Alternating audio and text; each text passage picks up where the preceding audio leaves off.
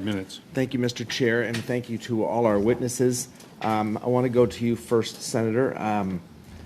End of Nurses Week. Happy Nurses Week, and thank you for your incredible service. You had the understatement, perhaps, of the day when you said, "I have quite a bit of experience."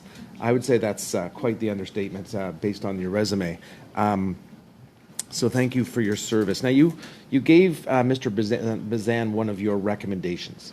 I'm interested in all of your recommendations, and I feel like I want to take away as much of my preamble as possible and give you the floor. But can you speak from your own personal experience and tell us, what we should be doing based on your experiences? So thank you, Mr. Chair. I'm going to approach this from our level as fellow parliamentarians.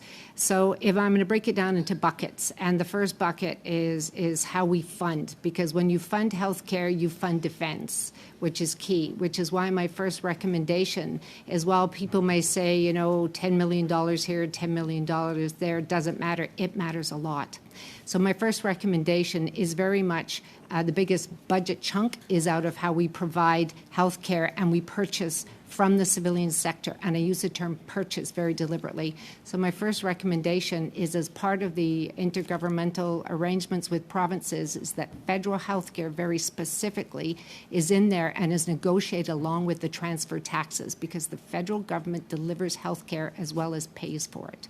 So that is my first recommendation. The second one that comes out of there, as I pull my little sheets up because of my age, we're looking at things such as looking at an urgent replacement funding-wise to replace the health records that Mr. Booth very clearly talked about. We have a Frankenstein system that was one of the first medical health records in Canada that needs replacing. There's no more bolt-ons that are capable. It is a patient safety issue not to invest about $500 million in replacing this electronic system. If we do this now, because process takes time, from an information passage, you will be able to address everything from patient safety for serving members, no matter wherever they serve, but move them through to transition so there is a seamless transfer of records between the civilian sector, military, and into Veterans Affairs. So that is another recommendation I have, and I'm trying to go fast there, Mr. Chair, for you.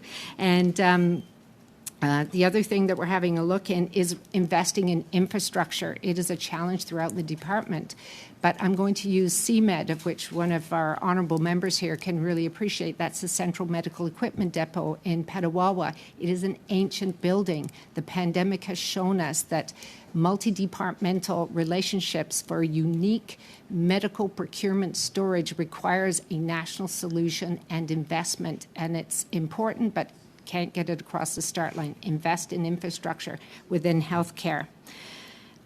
Do I still have time, Mr. Chair? Okay. Oh, I can get through them, I promise. The next area is health human resources. This is a pan-Canadian healthcare issue, and this is very, very timely. If I focused very tightly into the Canadian Armed Forces, we are in direct competition with other sectors in the Canadian public to not only find people who wish to wear uniforms, but also to find public servants or even contractors to do that. In order to make it a career of choice, we can deal with the military side in a minute, but I strongly recommend that some impetus be put behind the public service to do a review of all the occupations within the public service that deliver direct clinical care, to make sure that salaries and benefits are competitive. Please keep in mind that whether I be military, RCMP, CBSA, you name it, I probably don't serve in a major centre. It is a small and remote area of Canada, and we need bilingualism. The next area is we look at federal health capacity. Sorry, I can get it all in here. I used to own the official languages portfolio.